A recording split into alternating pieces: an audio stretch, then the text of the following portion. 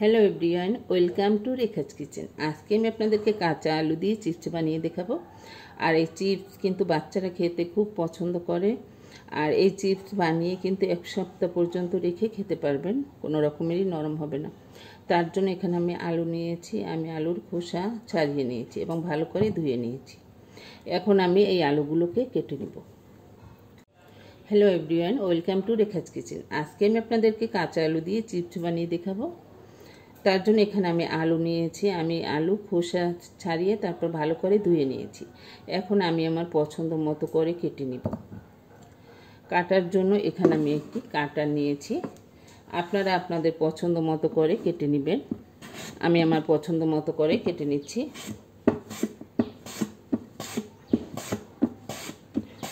এভাবে করে সবগুলো আলু আমি কেটে নিব।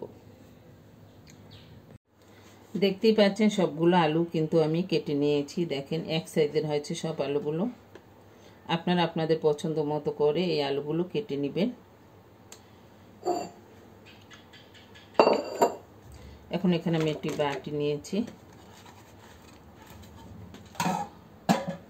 এখন আমি পানি দিয়ে ভালো করে ধুয়ে নেব।